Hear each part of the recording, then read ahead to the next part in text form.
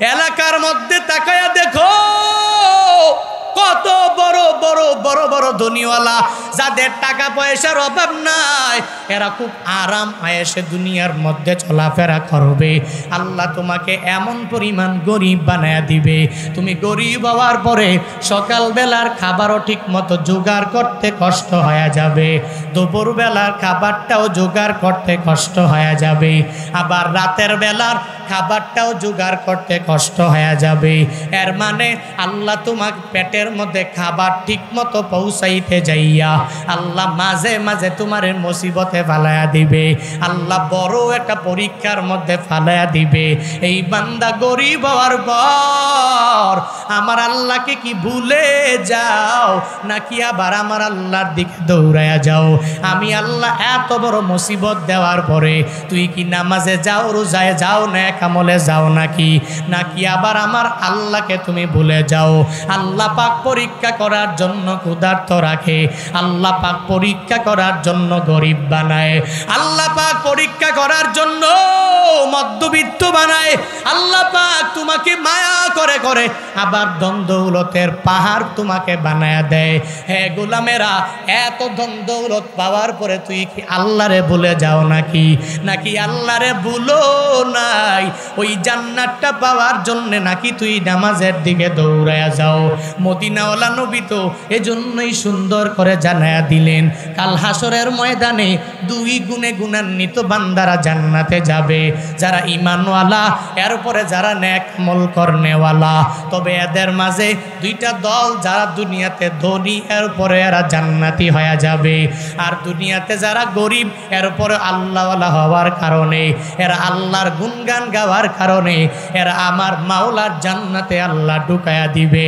ধনী আল্লাহওয়ালা বান্দারা এই সমাজের মধ্যে বান্দা অভাব নাই।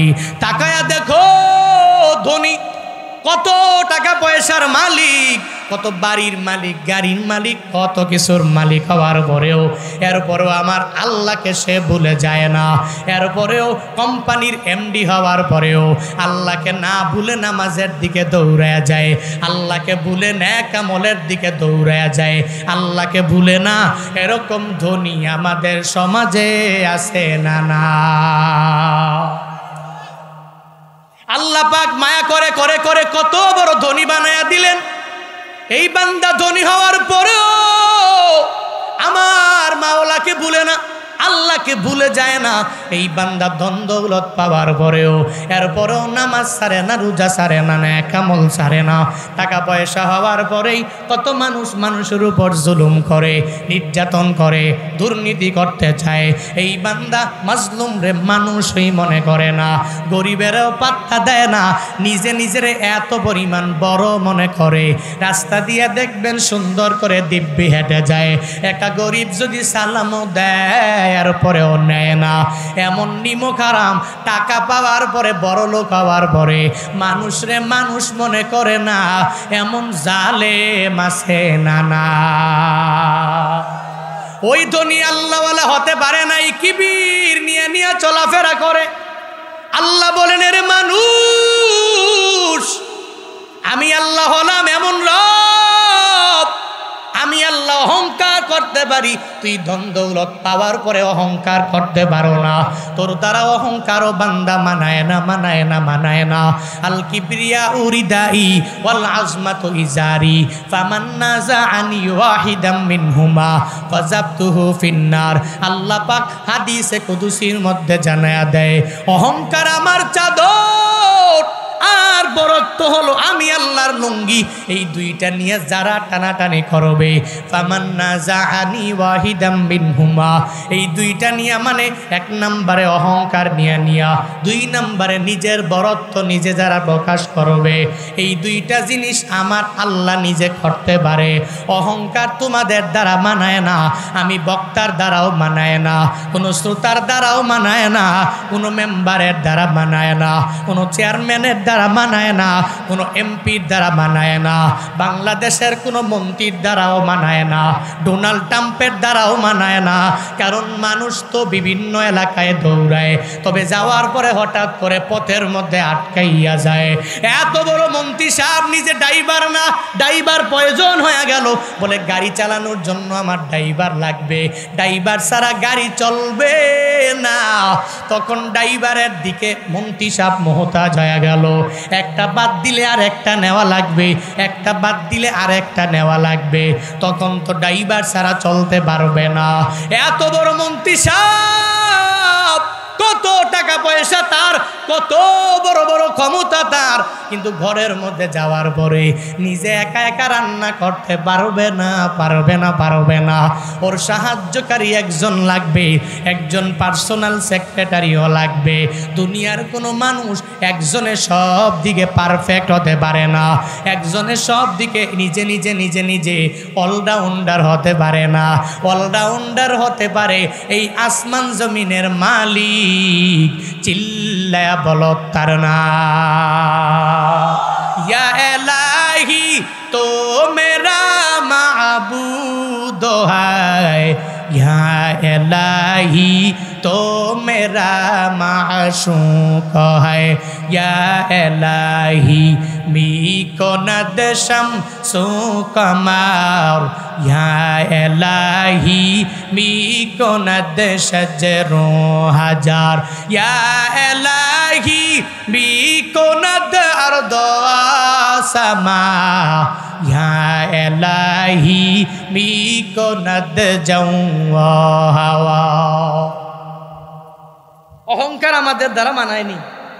কথা বলেন, মানুষ তো অহংকার করতে পারে না। কারণ মানুষ কেন অহংকার করবে?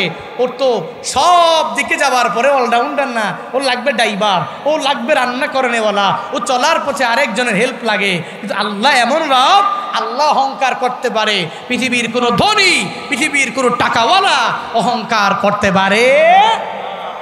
দেওয়ার পরেও মানুষ অহংকার করে, আমি বড় বক্তা, আমি কেন তাকে সালাম দিব, সে আমাকে সালাম দিতে হবে। আমি বড় খতিব সাহেব, আমি মুসাফা কেন করব, সে আগে হাত বাড়াবে, এরপরে মুসাফা করবো আমি। আমি এলাকার মেম্বার, আমার ওয়ার্ডের প্রত্যেকটা লোক আমাকে আগে সালাম দিবে, আমি কেন দিব? আমি চেয়ারম্যান সাহেব, ইউনিয়নের সব লোকেরা খালি আমার কাছে আসবে, আমি কেন তার কাছে যাব? আমি মেম্বার অফ পার্লামেন্ট, আমার উপজেলা, আমার ইউনিয়নের লোকেরা শুধু আমার কাছে আসবে, আমি কেন যাব? কিন্তু একজন খাঁটি মুমিনে কামেল এই কথা বলতে পারে না। কারণ ও জানে কিবির আমার দ্বারা মানায় না, হিংসা করাটা আমার দ্বারা মানায় না। আমার এই বডি আজ আছে তো কাল নাই, আমি কেন হিংসা করব, আমি কেন অহংকার করব? পৃথিবীর সব কিছুর মালিক যে, ওই আল্লাহ অহংকার করতে পারে। আল্লাহ পাক নিজেই বলেন, আল কিবরিয়া ও হৃদয়, এটা আমার চাদর, আমি আল্লাহ করতে পারি। দুনিয়াতে আমার কোনো বান্দা অহংকার করতে পারে? হাশরের ময়দানে আল্লাহ পাক রব্বুল আলামিন দুইটা দল যেদিন হয়ে যাবে, ধনী আল্লাহওয়ালা আর গরিব আল্লাহওয়ালা। ওই ধনী আল্লাহওয়ালাও চলে গেল জান্নাতে, আর গরিব আল্লাহওয়ালাও চলে গেল জান্নাতে। মানে দুইটা দল হয়ে গেল, এক নম্বরে ধনী আল্লাহওয়ালা আর এক নম্বরে হলো গরিব আল্লাহওয়ালা। ওই যেই ধনী আল্লাহওয়ালা দুনিয়াতে থাকার পরেও টাকা পয়সা ইনকাম করলো, কিন্তু অন্যায় পথের মধ্যে যায় নাই, কোনো অহংকার করে নাই, হিংসা করে নাই, নামাজ সারে নাই, রোজাও সারে নাই, নেক আমলের লাইনে অগ্রগামী হয়ে গেল। আল্লাহ পাক ওই দিন বলবে, ও দুনিয়া আমি আল্লাহ জান্নাতে তুই ঢুকো।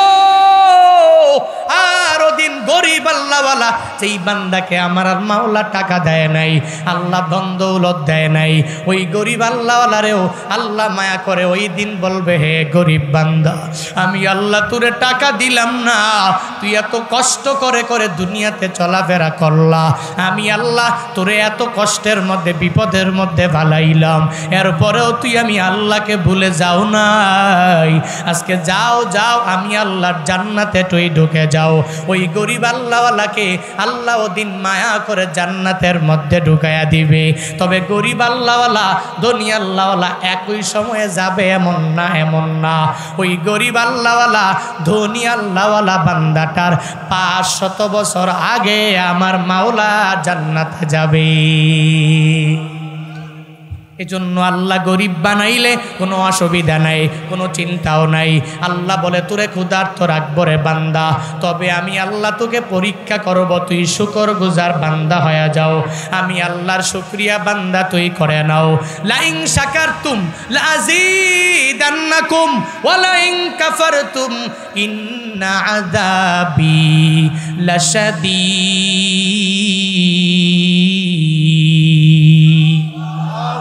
আল্লাহ পাক বলেন তুই শুকর আদায় করো, আমি আল্লাহর শুকর করো। যদি করতে পারো তোকে আমি আল্লাহ ক্ষুধার্ত বানালাম, গরিব বানালাম। তুই আমি আল্লাহর এত বড় পরীক্ষা পাওয়ার পরেও যদি শুকর আদায় করতে পারো, আমি আল্লাহ তোরে অনেক পরিমাণ বাড়াইয়া দিব। আর যদি তুই না শুকরিয়া করো, বাড়াবো না। আমি আল্লাহ তোরে কঠিন আযাবের মধ্যে গ্রেফতার করে ফেলবো। এই ঘোষণা আমার আল্লাহ পাক দিয়া দিলেন।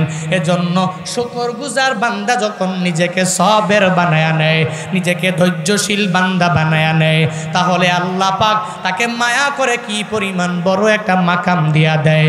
হে সিরাজগঞ্জের মুসলমানেরা, হে সদর এলাকার মুসলমানেরা, হে কড্ডার পাশের মুসলমানেরা, একটু মনোযোগের কান লাগাইয়া শুনে নাও।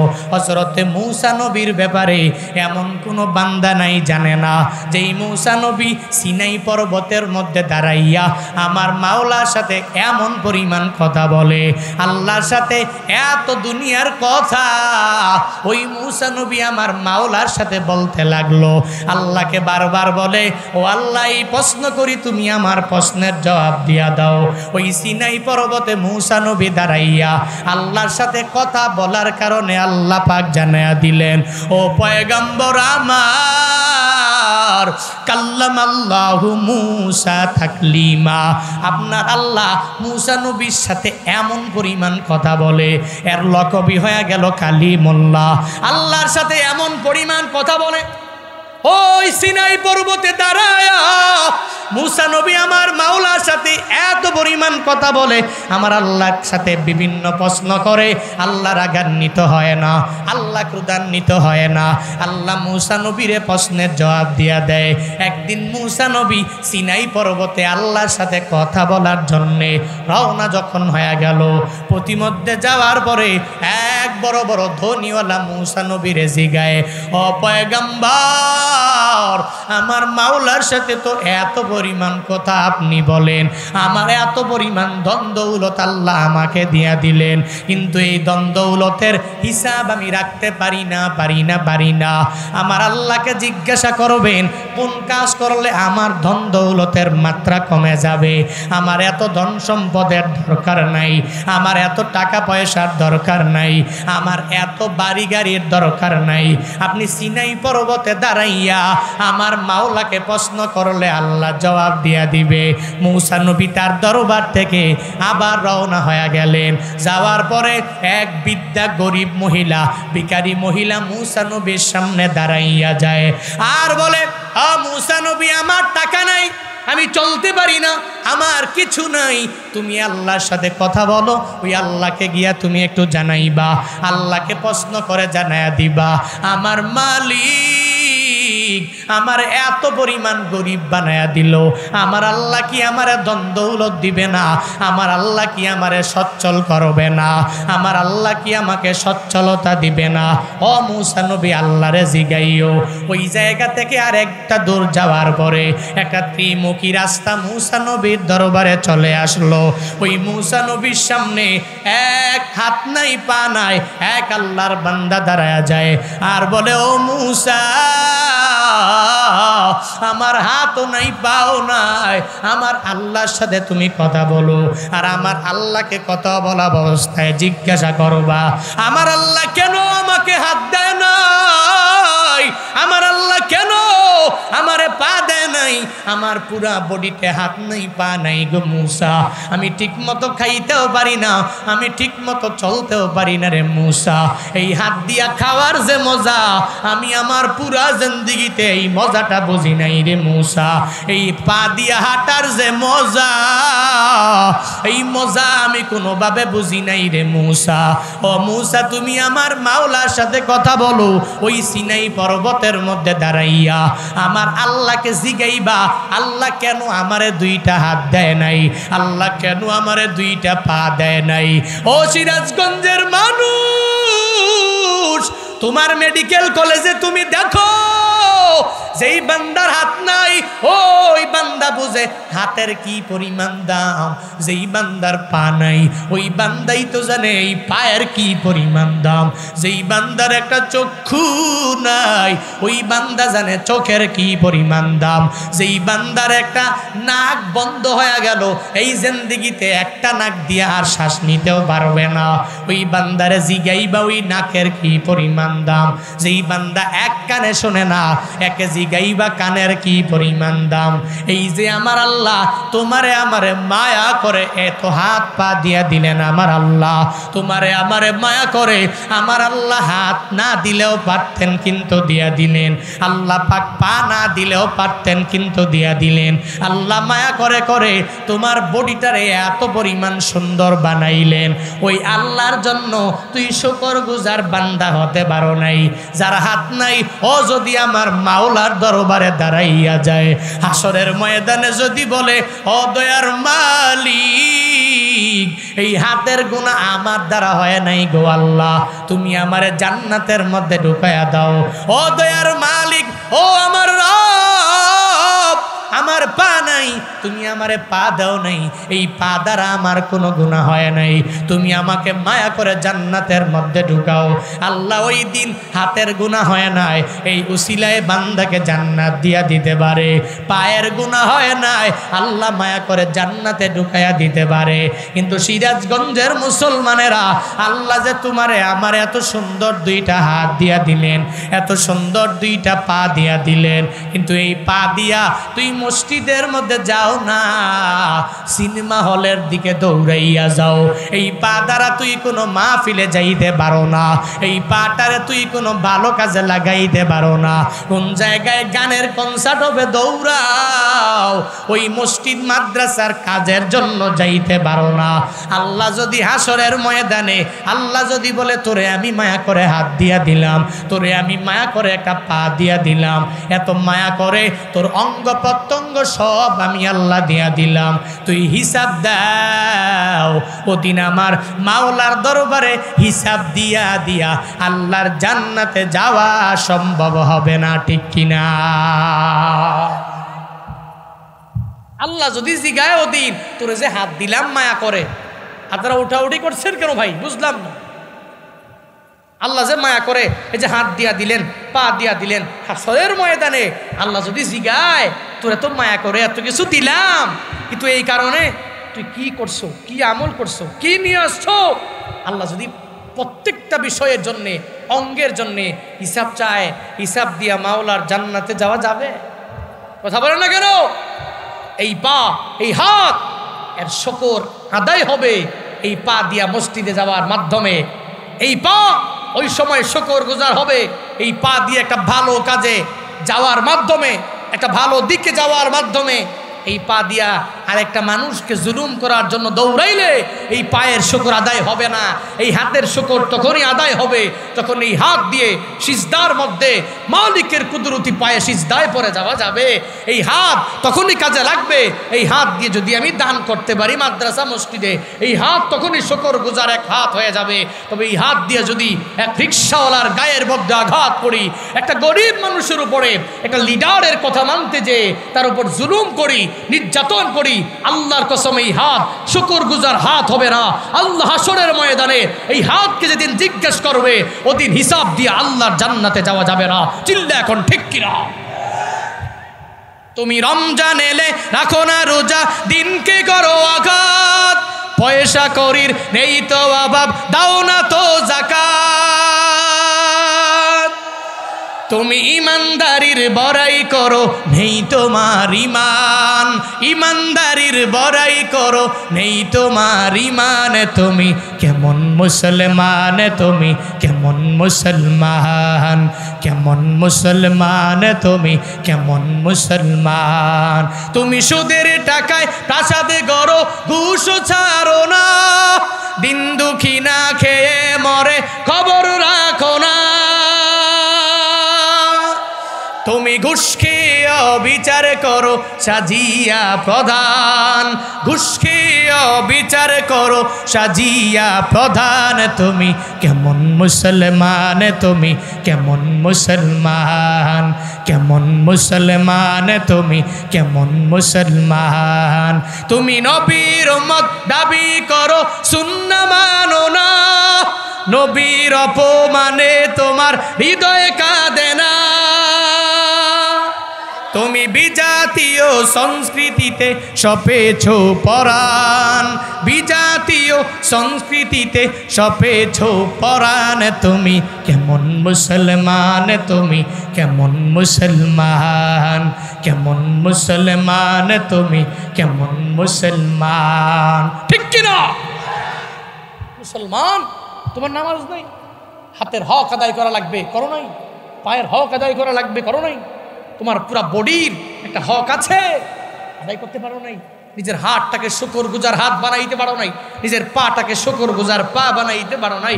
কপাল পোড়া, এত সুন্দর করে আল্লাহ বানাইছে, এখনো ফজরে যাইতে পারো নাই, এখনো জোহরে যাইতে পারো নাই, এখনো আসর ধরতে পারো নাই, এখনো মাগরিব ধরতে পারো নাই, এখনো এশা ধরতে পারো নাই। এই যে কয়েকদিন আগে এক প্রোগ্রামে যাওয়ার পথে, এই যে এত ওয়াজ, যাওয়ার পথে মাগরিবের নামাজ পড়বো, এক মসজিদে ঢুকলাম, ঢুকে দেখি শুধু ইমাম আর 3 জন মুসল্লি, অনেক বেশি মুসল্লি, অনেক বেশি। ইমাম আর কয়জন? কোন টাইমে? মাগরিব। এত ওয়াজ, এত মাহফিল, এত কিছু, এত খুতবা, এত বক্তা, ফেসবুকে বয়ান, ইউটিউবে বয়ান, টিকটকে বয়ান, রিলসে বয়ান। তোমার চলার পথে আর কত বয়ান দরকার, আর কত ওয়াজ দরকার। এখন আমল যাও না, আমলে যাও না, একটু মসজিদগুলোকে ভরপুর করো না, নামাজ পড়ে নিজের ইমানটাকে মজবুত করো না। কপাল পড়া যুবকরা খালি ওয়াজ ভালো লাগে, মজা লাগে, হুজুর সুর দিয়ে বয়ান করেন, 2 ঘন্টা করেন, 2.5 ঘন্টা করেন, যত বয়ান করেন শুধু মজা লাগে। কিন্তু কপাল পড়া মুসলমান, হুজুরের কথা, নামাজ তুই যাও পড়তে, যায় না। 3টা পর্যন্ত মোবাইল টিপে যুবকরা, 3টা পর্যন্ত 4টা পর্যন্ত মোবাইল ইউজ করে। কপাল পড়া, তুই আধা ঘন্টা আর একটু মোবাইলটা টিপে নামাজটা পরে ঘুমা। কিন্তু এত খারাপ হয়ে গেছে এরা, শয়তান এদেরকে এত প্ররোচনা দিয়েছে, 4টা পর্যন্ত মোবাইল টিপা, এরপরে সুন্দর করে বিছানার মধ্যে ঘুমায় গেছে। বাবা যায় ডাকলে আর কি আধা ঘন্টার মধ্যে এই কাঁচা ঘুম নষ্ট করে মসজিদে যাওয়া পসিবল? কথা বলেন না কেন? How this possible? পসিবল? যদি পসিবলই হইতো তাহলে ইচ্ছা করে মোবাইল ইউজ করে এত রাত তুমি করতাম। আজান শোনে আসো যারা বিছানায়, তাদের জন্যে কান্দেন নবী মদিনায়, তাদের জন্যে কান্দেন নবী মদিনায়। ওই নবীর জন্য কি মায়া লাগে না, হায়রে উম্মত মসজিদে কেন আসো না, হায়রে যুবক মসজিদে কেন আসো না। যে আল্লাহ তোমার উপরে নামাজটাকে ফরজ করে দিলেন রে বান্দা, নবীর মাধ্যমে ফরজ করে দিয়া দিলেন। আল্লাহ মায়া করে তোমারে হাত দিয়া দিলেন, পা দিয়া দিলেন রে মুসলমানেরা। এত সুন্দর হাত এবং পা পাওয়ার পরে এরপরেও তুই কেন নামাজের মধ্যে যাও না? এরপরেও তুই কেন আমলের লাইনে অগ্রগামী হতে পারো নাই? ওই যে মূসা নবী আসলাম ওখান থেকে, ঘটনা মনে আসেনি? মূসা নবী সিনাই পর্বতে দৌড়ায়, পথিমধ্যে যাওয়ার পথে এক ধনীওয়ালার সাথে মোলাকাত হয়ে গেল। ধনী বলে আমার টাকা পয়সার অভাব নাই, এগুলা আল্লাহরে জিগাইবা কোন কাজ করলে আমার ধন দৌলত কমে যাবে। একটু যাওয়ার পরে এরপরে মূসা নবীর সাথে আর একজনের মোলাকাত। একটা বৃদ্ধা গরিব ভিখারি মহিলা দাঁড়ায়া গেল। ওই মহিলা বলে, এ মূসা আমার টাকা নাই, আমি সুন্দর করে করে করে আমার এলাকার মধ্যে আমার পরিবার নিয়ে চলতে পারি না। তোমার আল্লাহকে তুমি জিজ্ঞাসা করবা যে আল্লাহ কোন কাজ করলে আমার নিয়ামতের পরিমাণ বাড়ায়া দিবে। এরপরে যাওয়ার পরে ত্রিমুখী একটা রাস্তার মধ্যে পেয়ে গেল, যার দুই হাত নাই, যার দুইটা পা আমার মাওলা দেয় নাই। এইটা বলার পরে মূসা নবী সিনাই পর্বতে গিয়া দাঁড়ায়া গেলেন। আমার মাওলাকে এক এক করে প্রশ্নগুলো ছুড়ে মারলেন। আল্লাহকে বললেন, আল্লাহ আমি আসার সময় এক বান্দা আমাকে জিজ্ঞাসা করেছে ওর নাকি দুনিয়াতে ধন দৌলতের অভাব নাই। ও আল্লাহ আপনি যদি বলেন তাহলে সে কি কাজ করলে ধন দৌলতের পরিমাণটা কমে যাবে, আমি গিয়া গিয়া তাকে সুন্দর করে জানায়া দিতে পারবো। আল্লাহ বলে, ও মূসা তুমি দৌড়াও আর ওই ধনীকে গিয়া গিয়া ওই ধনীওয়ালার কাছে গিয়া জানায়া দাও তার ধন দৌলত অনেক পরিমাণে কমে যাবে। আজকে থেকে ও যদি যাকাত দেওয়া বন্ধ করে দেয়, আজকে থেকে যদি টাকা পয়সা দান করা বন্ধ করে দেয়, আজকে যদি আমার মাওলার নাশুকরিয়া করনেওয়ালা বান্দা হয়ে যায়, তাহলে অটোমেটিক্যালি তার টাকার পরিমাণ কমে যাবে।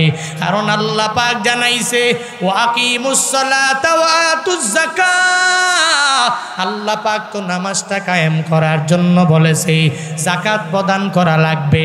যুগে যুগে বিভিন্ন নবীর উম্মতের উপরে আল্লাহ নামাজ এবং যাকাত দিয়েছে। যাদের টাকা পয়সা বেশি হয়ে যাবে, নেশাব পরিমাণ সম্পত্তির মালিক হওয়ার পরে এরা গরিবের মাঝে নিজের টাকা পয়সাগুলো এরা ভাগ ভাগ ভাগ ভাগ করে দিয়ে দিবে। ও মূসা জানায়া দাও, এরা যদি পূর্ণাঙ্গভাবে যাকাত না দেয়, অটোমেটিক্যালি তার টাকা পয়সার পরিমাণটা কমে কমে কমে যাবে। হে সিরাজগঞ্জের মুসলমানেরা, এখন বুঝা গেল যাকাতের গুরুত্ব কম না বেশি? কি পরিমাণ বেশি?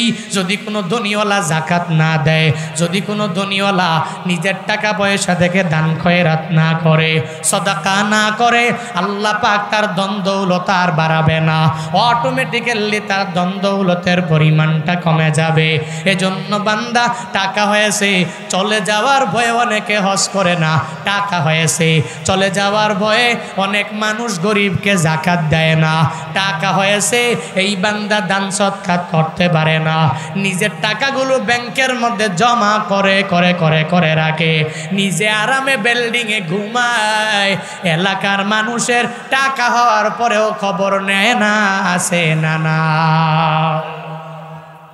এমন লোকের অভাব নাই।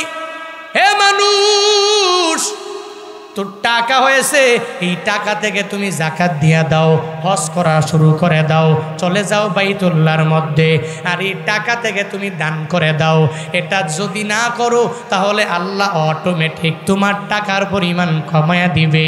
এবার মূসা নবীকে আমার আল্লাহ জিজ্ঞাসা করার পরে আল্লাহ মূসা নবীকে উত্তর দেয়, ও নবী আমার, এরপরে যে আপনাকে একটা মহিলা বলল যার টাকা পয়সা নাই, যার ধন দৌলত নাই, আপনি যাইয়া ওই মহিলাকে জানায়া দেন এই মহিলা যাতে করে যা টাকা পয়সা আমি আল্লাহ তাআলা দিয়া দিলাম, যেই পরিমাণ যা দিলাম এর ওপর যাতে সুন্দর করে শুকর আদায় করে নেয়। আমি আল্লাহ যা নেয়ামত দিলাম যদি শুকর করে করে এই আমার বান্দাটা চলতে পারে, করে, তাহলে আমি আল্লাহ মায়া করে তার নিয়ামতের পরিমাণ বাড়ায়া দিব। কারণ আমি আল্লাহ ওয়াদাবদ্ধ,